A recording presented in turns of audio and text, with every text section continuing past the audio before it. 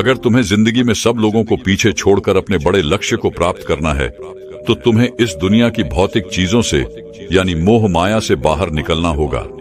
इस मोह माया से कैसे आसान तरीके से बाहर निकला जाए, वह तरीका कौन सा है, वही हम आज एक प्रसिद्ध भिक्षु की कहानी के माध्यम से जानेंगे। तो चलिए कहानी की शुरुआत करते हैं। दोस्तों, क्या आपने कभी चुपचाप बैठकर शांति से एकांत में कभी ये हिसाब लगाया है कि आपने आज तक क्या कमाया है? कमाई दो तरह की होती है। पहली, जिसके पीछे यह दुनिया भागती है, अर्थात धन दौलत, रुपया, पैसा, जमीन जायदाद इत्यादि। लेकिन मैं इन चीजों की बात नहीं कर रहा। मैं तो बात कर रहा हूं उस कमाई की जो हम जीवन भर कमाते हैं। हम चाहें या ना चाहें, लेकिन हम उस कमाई को कमाते ही चले जाते हैं। और वह है दुख, दर्द, नफरत, चिंता, पश्चाताप, धोखा, इच्छाएं, कामना, वासना इत्यादि। ऐसी कई सारी चीजें हैं जो हम अपने जीवन भर यूं ही कमाते चले जाते हैं, लेकिन हमें उसका एहसास नहीं होता, क्योंकि हम तो केवल धन और दौलत के पीछे ही भागते रहते हैं।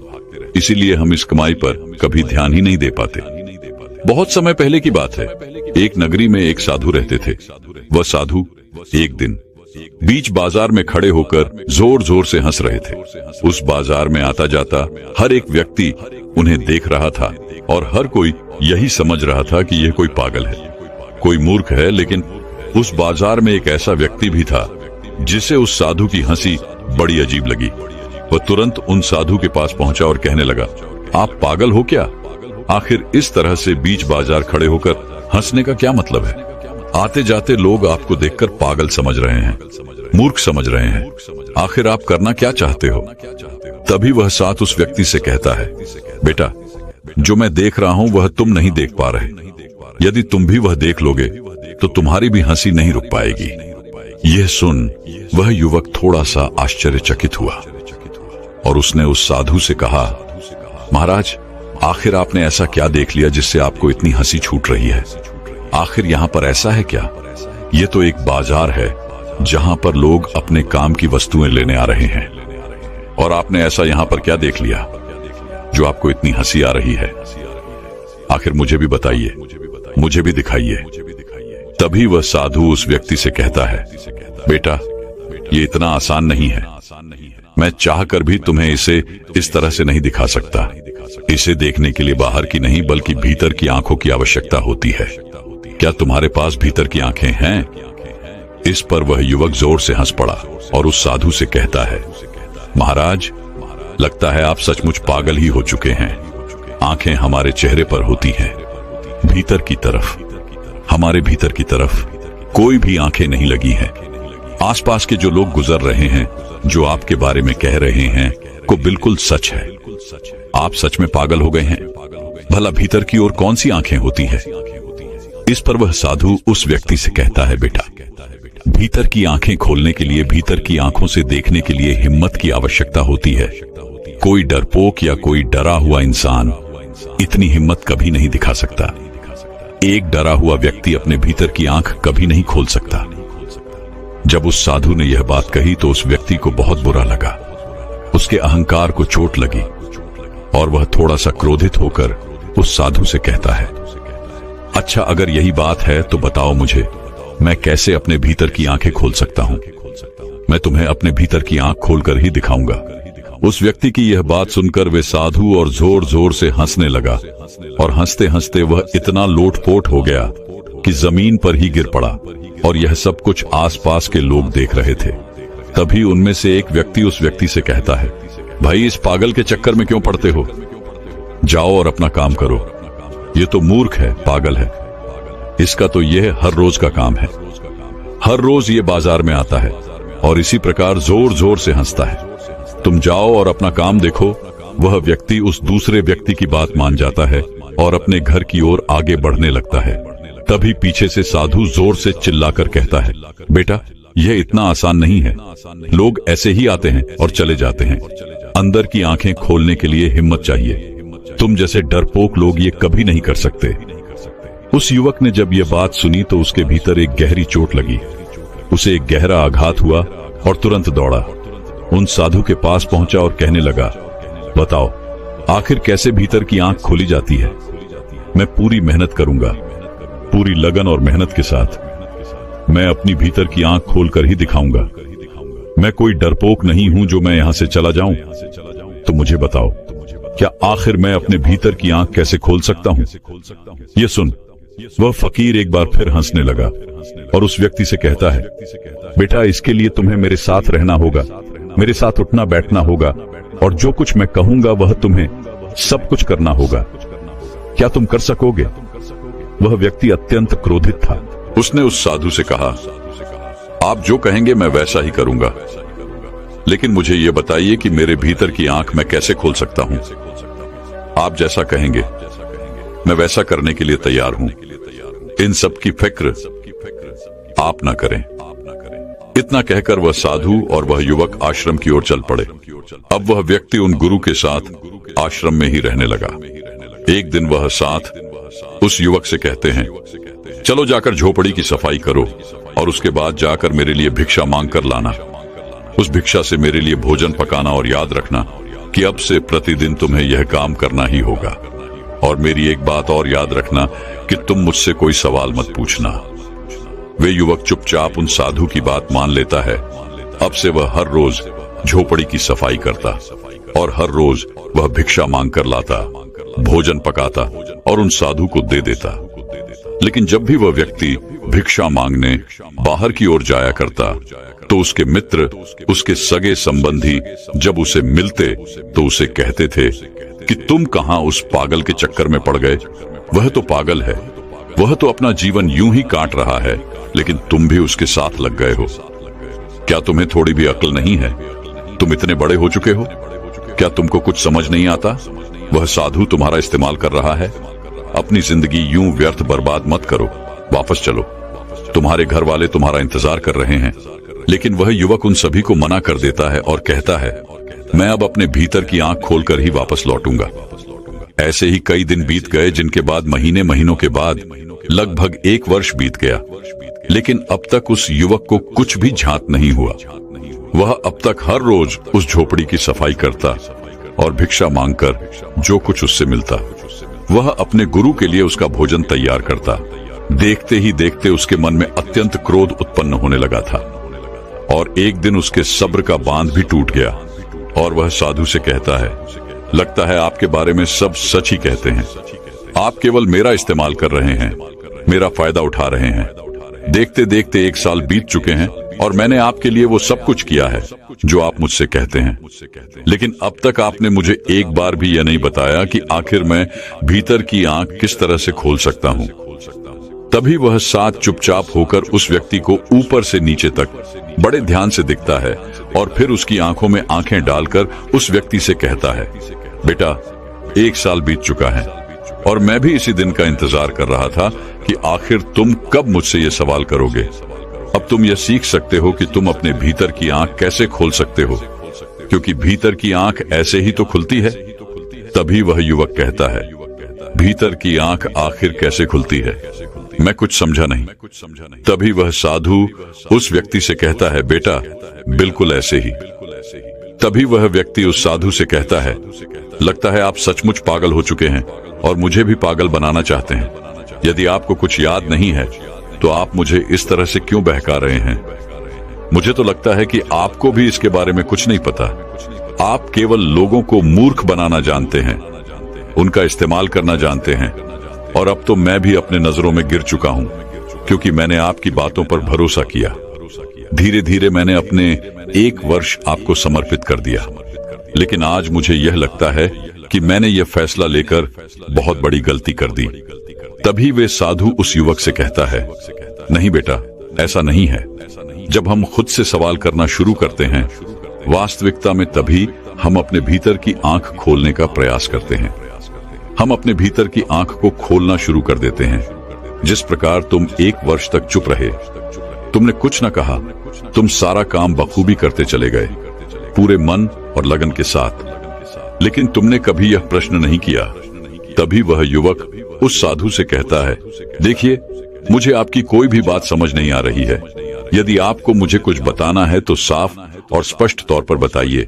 आप ही ने तो मुझसे कहा था कि मुझसे कोई सवाल मत करना। तो फिर मैं भला आपसे कोई सवाल क्यों करूंगा? तभी वह साधु उस व्यक्ति से कहता है, बेटा, इस दुनिया में हर कोई यही तो कहता है, मेरी यह बात मान लो, मेरी यह बात सुन लो और उसके बाद मुझसे कोई सवाल मत करना, क्योंकि मैं तुम्हारे सवाल का जवाब नहीं दूंगा। क्या तुम्हें समझ आया? लेकिन हमें तो अपने विवेक का इस्तेमाल करना चाहिए। हमें सुनना चाहिए, समझना चाहिए, बातें भी माननी चाहिए, लेकिन उसी के साथ में सवाल करना भी आवश्यक है। तभी वह युवा कहता है, लगता है आपको कोई भी ज्ञान नहीं है, आप मुझे केवल तरह तरह की बातों में फंसाते चले जा रहे हैं, तरह तरह की बातों में घुमा रहे हैं, ताकि मैं अपने इस विषय से भटक जाऊं और आप मेरे ऊपर एक बार फिर काबू पा सके। मुझे नहीं लगता कि आपको तनिक भी ज्ञान होगा कि आखिर यह भीतर की आंख किस प्रकार खुलती है। और मैं बेवकूफ 1 वर्ष आपके साथ यूं ही बीताता चला गया, बिना कुछ कहे, बिना कुछ सुने और बिना कोई सवाल किए। मेरा 1 वर्ष तो यूं ही व्यस्त चला गया। उस व्यक्ति की यह बात सुनकर वह साधु मुस्कुराने लगे और युवक से कहते हैं, बेटा, तुम एक काम करो, तुम एक पुस्तक ले लो और उसमें लिखो अपने सारे दुख, दर्द, इच्छाएं, कामनाएं, वासनाएं, नफरत, जलन, द्वेष, जीवन की नीरसता और जितने भी प्रकार के दुख और समस्याएं तुम्हारे जीवन में हैं, तुम उसे लिख लो और उसके बाद जब वो पूरी हो जाए तब तुम मेरे पास आना। वह युवक उन साधु की बात मानने को तैयार नहीं था, लेकिन उसका मन कहीं ना कहीं उस साधु की बात पर यकीन करता था, इसलिए उस युवक ने उन साधु की बात मान ली। उसने एक पुस्तक ली और उस पुस्तक के अंदर अपने सभी दुख, दर्द, कामनाएं, इच्छाएं, वासनाएं, जलन और भी सभी प्रकार की समस्याएं, सभी प्रकार के दुख जो उसके जीवन में थे वो लिखना शुरू कर दिया। और यह लिखते लिखते उसे करीब 1 सप्ताह लग गया। उसने बहुत सोच समझकर पुस्तक में वो सारी बातें लिखी थी और जब उस युवक को लगने लगा कि उसने सब कुछ उस पुस्तक में लिख दिया है, तब वह पुस्तक लेकर वह उन साधु के पास पहुंचा और उन साधु से कहता है, यह लीजिए महाराज, जैसा आपने कहा था मैंने बिल्कुल वैसा ही किया है। मैंने अपने जीवन के सारे दुख, दर्द, सभी प्रकार की चिंताएं, सभी प्रकार के डर, सारी इच्छाएं, कामनाएं, वासनाएं सब इस पुस्तक में लिख दी हैं। तभी वह साधु बड़ी ही अचरजता के साथ उस युवक से कहते हैं, क्या जो कुछ तुमने इसके अंदर लिखा है वह सब कुछ लिख दिया है? सोच लो, कहीं तुम कुछ भूल तो नहीं रहे। इस पर वह युवक कहता है, नहीं नहीं महाराज, मैंने बहुत सोच समझकर इस पुस्तक में वो सारी चीजें लिखी हैं जो मेरे जीवन में दुख और तकलीफें उत्पन्न कर रही हैं। इसी कारण तो मुझे 1 सप्ताह लग गए इसे पूरा लिखने में। ये सुनकर वह साधु कहता है, बहुत बढ़िया, अच्छा अब ठीक है, अब तुम मेरे लिए एक और काम करो। जो कुछ भी तुमने इस पुस्तक में लिखा है, क्या वह सच है? इस पर वह व्यक्ति कहता है, हाँ बिल्कुल सच। जो मैं अपने जीवन में महसूस करता हूँ, जो दुख, जो तकलीफें, जो चिंताएं मुझे लगता है कि मेरे जीवन में है, मैंने बिल्कुल वही चीजें लिखी हैं। तभी वे साधु उस युवक से कहते हैं, तो ठीक है, इस पुस्तक में जो कुछ भी लिखा है तुम उसे अपने जीवन से निकाल फेंको। उसके बाद शांत बैठकर एकांत से यह सोचो कि इसके बाद तुम्हारे जीवन में क्या बचा है। जब तुम्हें इसका जवाब मिल जाए तब तुम मेरे पास आना। उस युवक ने उन साधु की बात एक बार फिर से मान ली। वह पुस्तक लेकर वापस चला गया, लेकिन वह वापस नहीं लौटा। देखते देखते करीब 2 सप्ताह बीत चुके थे, लेकिन अब तक वह लौटकर नहीं आया था। एक दिन वह फकीर फिर से उसी बाजार में जाकर खड़े हो गए और हंस रहे थे। तभी अचानक वह युवक भी वहां पर आ पड़ा और वह भी जोर जोर से हंसने लगा। तभी वे साधु उस व्यक्ति से कहते हैं, क्या हुआ बेटा, क्या तुम्हारे भीतर की आंखें खुली?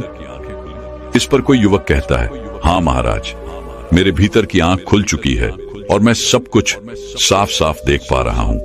ये दुनिया बड़ी पागल है, मूर्ख है, व्यर्थ की चीजों के पीछे भागती रहती है और मुझे हंसी तो इस बात पर आ रही है कि मैं भी कभी इस पागल दुनिया का एक हिस्सा था।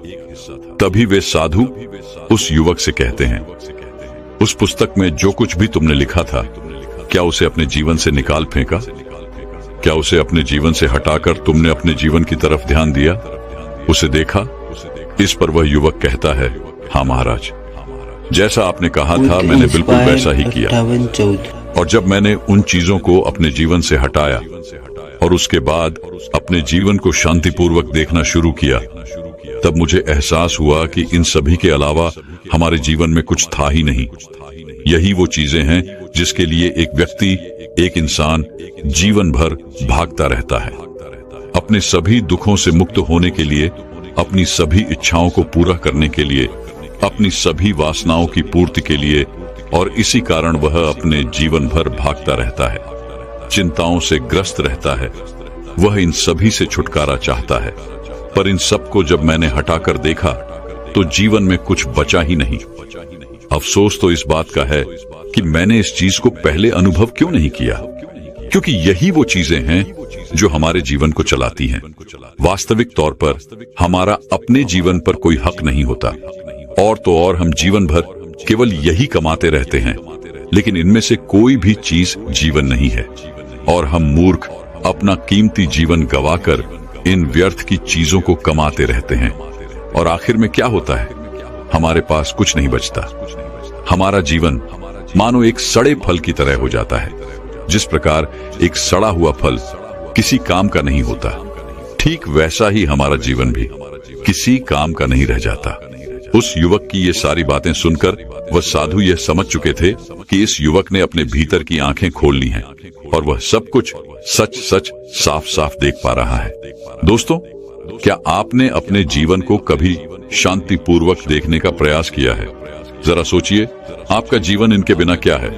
चिंताओं के अलावा, दुख दर्द के अलावा, लालच, लोभ के अलावा, काम वासना, इच्छा और द्वेष, जलन, इन सभी के अलावा यदि इनमें से कोई भी चीज आपके जीवन में ना हो तो आपके जीवन में क्या बचेगा? हम तो जीवन भर इन चीजों से नफरत करते हैं, लेकिन फिर भी ये चीजें हमें हमारे जीवन में हमेशा मिलती रहती हैं, और हम इनसे पीछा छुड़ाने के लिए जीवन भर भागते रहते हैं। और हम यह भी चाहते हैं कि हमारा पीछा इनसे छूट जाए ताकि हम आनंदित और सुख में जीवन व्यतीत कर सकें। आंखें बंद कीजिए और एक पल के लिए यह सोचिए कि इन सभी के बिना आपके जीवन में क्या बचेगा। यदि आप भीतर अपने आप से सवाल करेंगे तो आपको इसका जवाब जरूर मिलेगा, और आपकी भीतर की जो आंखें हैं वह अब भी खुलने लगेंगी। आप सच को भली भांति जान पाएंगे, उसे देख पाएंगे, उसे समझ पाएंगे। यदि हम एक बुद्धित्व व्यक्ति की बात करें तो एक बुद्धित्व व्यक्ति अपने जीवन से इन सभी चीजों को मिटा देता है, अपनी सभी स्मृतियों को हटा देता है, और जब उसके भीतर से ये सारी चीजें निकल जाती हैं, सारी चीजें हट जाती हैं, तब वह कैसा जीवन जीगा, उसे कैसा अनुभव होगा, इसे अपने भीतर से सोचिए। और अगर आप ये सब कुछ नहीं सोच पा रहे हैं, ये सब कुछ नहीं समझ पा रहे हैं, तो आप एक छोटा सा काम कीजिए, अपनी आंखें बंद कीजिए और पल भर के लिए सब कुछ भूल जाइए।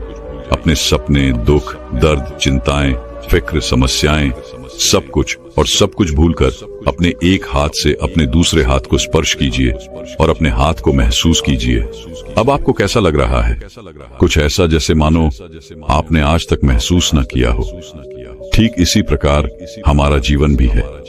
जब हम इन व्यर्थ की चीजों को अपने जीवन से निकाल फेंकते हैं तो हमारा जीवन भी कुछ नया हो जाता है, कुछ अलग हो जाता है। हम हर चीज को अलग ढंग से देख पाते हैं, समझ पाते हैं, और हमारा जीवन पूरी तरह बदलने लग जाता है। आपको सब कुछ नया लगने लगता है, अच्छा लगने लगता है। यह अनुभव आपने इससे पहले कभी महसूस नहीं किया होता। तो दर्शकों, अब तनाव और चिंता को खत्म करने के लिए अगली कहानी की शुरुआत करते हैं। बहुत समय पहले की बात है। एक नगरी में एक व्यक्ति रहा करता था। वह व्यक्ति अपने जीवन में बहुत तनाव झेल रहा था। उसका पूरा जीवन मानो तनाव से ही हुआ भरा था। चिंतित रहता था, परेशान रहता था। उसे ऐसा लग रहा था कि मानो उसका पूरा जीवन इसी तनाव में गुजर जाएगा। जब उसकी शादी नहीं हुई थी तो उसे शादी करने का तनाव था। शादी हो जाने के बाद अच्छी नौकरी और रुपए पैसे कमाने का तनाव उस पर बढ़ गया।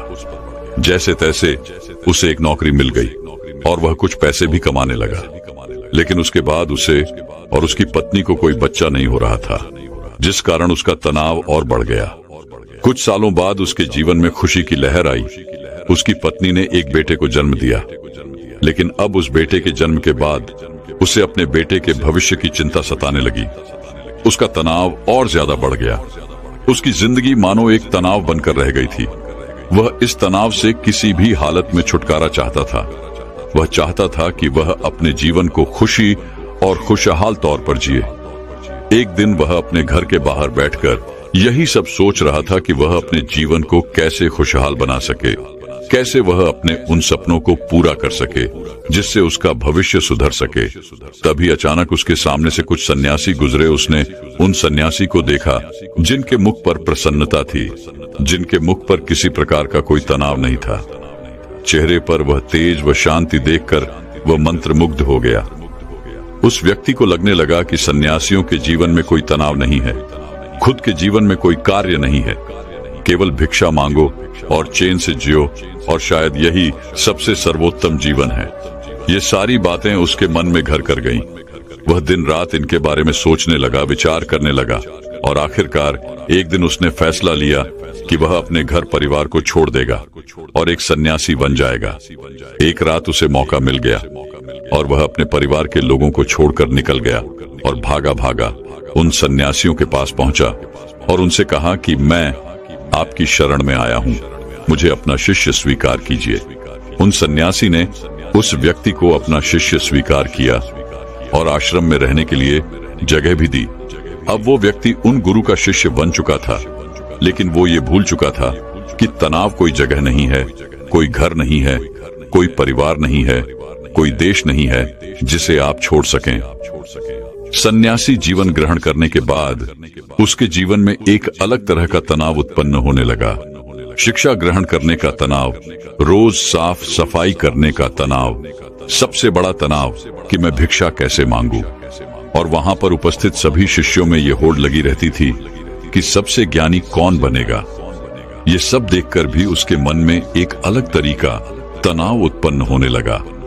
कुछ दिनों तक तो उसने ये सब बड़ी ही आसानी से झेल लिया।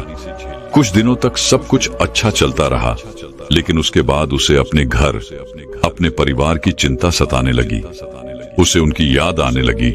तब उसे यह एहसास हुआ कि जो इस तनाव को यहाँ पर झेल रहा है, पैसा ही तनाव उसके सांसारिक जीवन में भी तो था।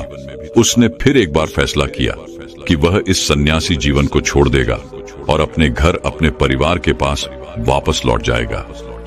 एक रात फिर उसे मौका मिला और वह आश्रम छोड़कर जैसे ही बाहर निकल रहा था कि तभी वहां के गुरु ने उसे देख लिया और उन गुरुवर ने उस व्यक्ति से कहा, पुत्र तुम कहां जा रहे हो? इस पर वह व्यक्ति कहता है, हे गुरुवर, मैं संसारिक जीवन में बहुत तनाव झेल रहा था और उसके बाद मैंने आप लोगों को देखा। मुझे लगा कि सन्यासी जीवन सर्वश्रेष्ठ जीवन है जहां पर कोई तनाव नहीं है। इस कारण मैं सन्यासी बन गया, लेकिन यहाँ पर भी रहने के बाद मुझे उस तनाव से मुक्ति नहीं मिली और मैं तो इससे छुटकारा चाहता था, लेकिन वो मुझे यहाँ पर नहीं मिला। इसलिए मैं यहाँ से वापस जा रहा हूँ अपने घर, अपने परिवार के पास। उस व्यक्ति के मुख से ये सारी बातें सन उन गुरुवत ने कहा, बेटा तुम जा सकते हो, लेकिन अपना तनाव यही छोड़ चले जाओ। यदि तुम वापस यहाँ से वो तनाव लेकर अपने सांसारिक जीवन में जाओगे तो तुम कभी खुश नहीं रह पाओगे और फिर तुम्हारा यहाँ पर आने का फायदा भी क्या हुआ। गुरुवार की ये सारी बातें सन वह व्यक्ति कहता है, हे गुरुवार, क्या आप सही कह रहे हैं? क्या मैं ये तनाव यहीं को छोड़कर जा सकता हूँ? क्या मुझे इस तनाव से मुक्ति मिल सकती है? इस पर उन गुरुवन ने उस व्यक्ति से कहा, हाँ क्यों नहीं, लेकिन उससे पहले तुम्हें मेरे लिए एक काम करना होगा। तुम किसी एक ऐसे व्यक्ति को ढूंढ लाओ जिसके जीवन में कोई तनाव ना हो, कोई समस्या ना हो, वह अपने जीवन खुशी और खुशहाल तौर पर जी रहा हो। जब तुम ऐसे किसी व्यक्ति को मेरे पास ले आओगे तो मैं तुम्हें चिंता और तनाव से मुक्ति दिला दूंगा और तुम वापस अपने घर की ओर जा सकोगे, अपने जीवन को खुशी और खुशहाल तौर पर जी सकोगे। गुरुवार की यह सारी बातें सन वह व्यक्ति बड़ा ही प्रसन्न हुआ और एक ऐसे व्यक्ति की तलाश में निकल पड़ा जिसका जीवन खुशी और खुशहाली से बीत रहा हो, जिसके जीवन में कोई तनाव ना हो, जिसके जीवन में कोई चिंता ना हो। वह व्यक्ति कई गांव में गया, कई नगरों में घूमा, बहुत से लोगों से मिला, अनेकों दरवाजे खटखटाए, लेकिन उसे ऐसा कोई आदमी नहीं मिला जो यह कह सके कि उसके जीवन में कोई तनाव नहीं है, उसके जीवन में कोई चिंता नहीं है। बल्कि तनाव और चिंता की बात करते ही लोग उसे अपनी समस्याओं के बारे में और बढ़ा चढ़ाकर बताया करते थे।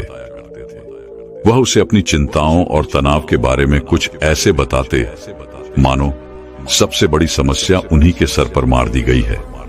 धीरे धीरे कई दिन बीत गए, लेकिन उसे ऐसा कोई व्यक्ति नहीं मिला जिसके जीवन में कोई तनाव ना हो।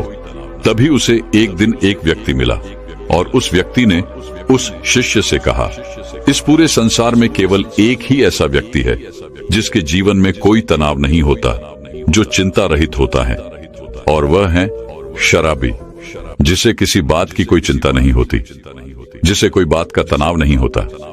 वह तो बस मस्त रहता है।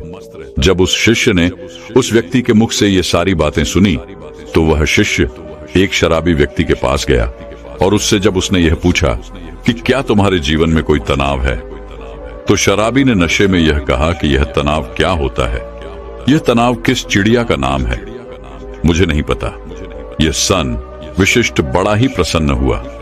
उसे लगा कि उसे अब वह व्यक्ति मिल चुका है जिसके द्वारा वह चिंता मुक्त हो सकता है। तभी उस शराबी ने उस शिष्य से कहा, मुझे तो बस एक ही बात की चिंता सताती रहती है कि अगली सुबह की मदिरा का इंतजाम मैं कहां से करूं। मेरे पास जो तन था वो तो मैंने खर्च कर दिया। मेरी पत्नी के पास जो धन था वो मैंने उससे छीन लिया। अब मेरे पास कोई धन नहीं बचा। क्या तुम्हारे पास कोई धन है? ये सन उस शिष्य की हिस्से की सारी खुशी मानो पल भर में गायब हो गई और धीरे धीरे रात होने आ चुकी थी। वह निराज हताश होकर एक मंदिर में जा बैठा। तभी वहां पर एक छोटा सा लड़का आया और उस लड़के ने उस शिष्य से कहा, हे गुरु वर, मुझे जोरों की भूख लगी है, क्या आपके पास खाने के लिए कुछ है? इस पर पक्षी कहता है, इतने छोटे से बालों को और तुम्हें अभी से चिंता सता रही है तो बड़े होकर तुम्हारा क्या हाल होगा। इस पर उस छोटे से लड़के ने कहा, हे गुरुवर, ये चिंता या तनाव नहीं है, या तो भूख है। मुझे जोरों की भूख लगी हुई है। यदि आपके पास खाने के लिए कुछ है तो कृपया करके मुझे कुछ दे दीजिए। उस बच्चे के मुख से ये सारी बातें सन वह शिष्य एक बार फिर से बड़ा प्रसन्न हुआ और उसने अपने थैले में जो 2 रोटियां रखी हुई थी उस बालक को थमा दी। जैसे ही उस बालक ने वह भोजन पूरा कर लिया, उसके बाद वह उस शिष्य से कहता है, हे गुरुवर, न जाने मेरे अगले दिन के भोजन का क्या होगा। मुझे इसकी चिंता सता रही है। क्या आप कल भी मेरे लिए भोजन ला सकते हैं? यह सन वह व्यक्ति एक बार फिर से निराश हो गया। वह भागा भागा अपने गुरु के पास पहुंचा और उनसे कहने लगा, हे गुरु, मैंने बहुत ढूंढा, मैंने हर जगह तलाश किया, कई नगर देखे, कई गांव में गया, लेकिन मुझे कोई ऐसा व्यक्ति नहीं मिला जिसके जीवन में कोई तनाव ना हो, जो अपने जीवन को सुखी और खुशहाल तौर पर जी रहा हो। हर किसी को किसी न किसी चीज की चिंता अवश्य सता रही है। कोई अपनी चिंताओं को लेकर बैठा हुआ है तो कोई अपने तनाव से जूझ रहा है। जिसके पास धन नहीं है वह धन चाहता है, जिसके पास धन है वो और अत्यधिक धन चाहता है। जिसके पास प्रेम नहीं है वह प्रेम चाहता है, और जिसके पास प्रेम है वो अत्यधिक प्रेम से भी चिंतित है। किसी के पास काम नहीं है तो वह इसलिए चिंतित है क्योंकि उसके पास कोई काम नहीं, और किसी के पास काम है तो वह इसलिए चिंतित है कि उसी के पास अत्यधिक काम है। जो कोई बीमार है वह इस बात से चिंतित है कि उसका स्वास्थ्य कब सुधरेगा, और जो व्यक्ति पूरी तरह से स्वस्थ है उसे इस बात का तनाव है कि कहीं वह बीमार न पड़ जाए। इसी प्रकार हर कोई, हर व्यक्ति तनाव से ग्रसित है और सभी के जीवन में चिंताएं ही चिंताएं भरी हुई हैं। इससे छुटकारा पाना नामुमकिन है। तभी उन गुरु ने कहा, इससे छुटकारा संभव है और इससे छुटकारा पाया जा सकता है, मगर इसके लिए तुम्हें कुछ समझना पड़ेगा। इस पर वह व्यक्ति उन गुरुवर से कहता है, क्या है गुरुदेव, मुझे ऐसा क्या समझना पड़ेगा? मैंने हर जगह देखा, कोई ऐसा व्यक्ति मुझे नहीं मिला जिसके जीवन में कोई तनाव ना हो, तो आप मुझे कैसे चिंता मुक्त कर सकते हैं? इस पर गुरुवर ने कहा, जो मैं तुम्हें समझाने की कोशिश कर रहा हूं उसे तुम ठीक से समझने की कोशिश करना। उन गुरुर ने कुछ गीली लकड़ियां अपने आश्रम के पास से उठाई और उन्हें उस शिष्य के सामने रख दिया और कहा, इसमें आग लगा दो। उस शिष्य ने काफी कोशिश की, लेकिन उन गीली लकड़ियों में भला कहां आग लगने वाली है। पश्चिमे परेशान हो गया, लेकिन उसमें आग नहीं लग पाई। इस पर उसने गुरुवार को कहा, हे गुरुदेव, इन गिरी लकड़ियों में आग नहीं लग सकती, इसमें आग लगाना संभव ही नहीं। इस पर वह गुरुदेव कहते हैं, पुत्र, मैं तुम्हें यही समझाने की कोशिश कर रहा हूं कि तुम इन गिरी लकड़ियों को क्या करोगे। इसे धूप में सुखाओगे या फिर इन गीली लकड़ियों को लेकर सोचते रहोगे, चिंतित रहोगे और तनाव में रहोगे। तुम चाहो तो इन्हें धूप में सुखा सकते हो, लेकिन इसमें थोड़ा सा समय लगेगा। और यदि तुम चिंता की जगह चिंतन करो, तब तुम ये जरूर समझ सकते हो कि तुम इसकी जगह पर कुछ सूखी लकड़ियों का इंतजाम कर सकते हो और जिनमें आग लगाना भी संभव होगा। इस पर वशिष्ठ गुरुदेव से कहता है, हे गुरुदेव, आप ठीक कह रहे हैं, लेकिन ये जीवन तनाव से भरा हुआ है कि जीवन तनाव मुक्त कैसे हो सकता है, और ऐसा क्यों है कि हम अपने जीवन को तनाव मुक्त नहीं जी पाते। कोशिशें कि ये सारी बातें सुनकर उन गुरुबन ने कहा, हे पुत्र, इस जीवन में कोई तनाव नहीं है। बाहरी तौर पर कोई भी तनाव उत्पन्न नहीं होता। जो भी तनाव उत्पन्न होता है वह हमारे भीतर की ओर होता है। चिंता तुम भीतर की ओर करते हो, और जहां चिंता और तनाव उत्पन्न होता है वहां सफलता नहीं होती, कार्य सही नहीं होते, हमारी मानसिक स्थिति भी सही नहीं होती, जिस कारण हमारे सारे कार्य बिगड़ने लग जाते हैं और हम और भी ज्यादा तनाव महसूस करने लगते हैं और भी ज्यादा चिंतित रहने लगते हैं।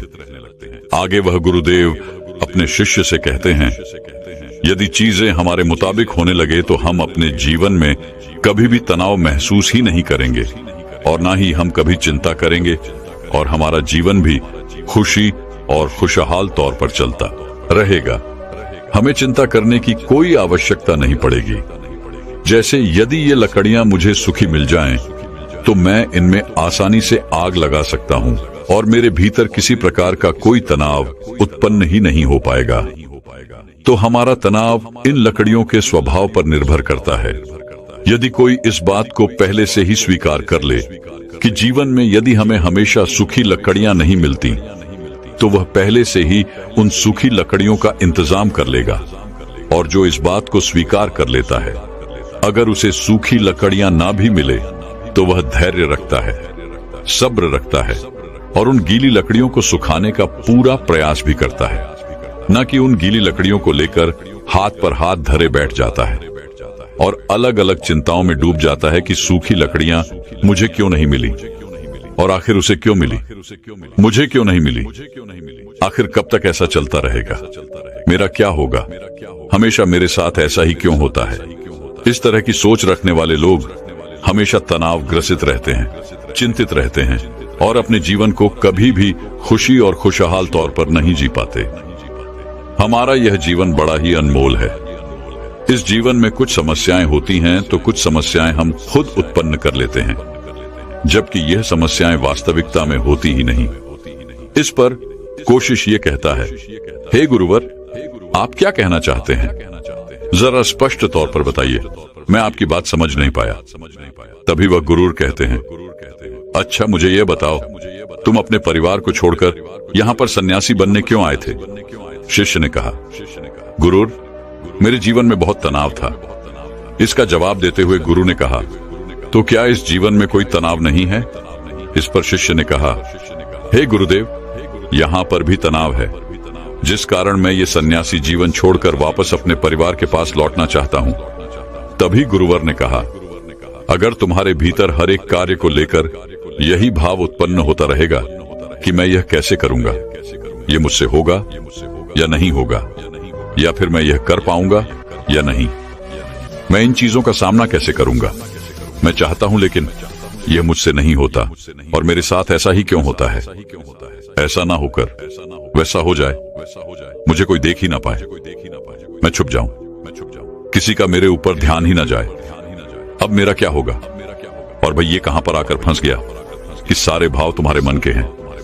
ये सारे भाव तब भी तुम्हारे मन में उत्पन्न होते होंगे जब तुम अपने परिवार के साथ थे, और जब तुम यहाँ पर आए तब भी तुम्हारे अंदर ये सारे भाव उत्पन्न होते रहे। इस पर वशिष्ठ कहता है, हाँ गुरुदेव, आप बिल्कुल ठीक कह रहे हैं, मेरे अंदर ये सारे भाव अभी तक उत्पन्न हो रहे हैं।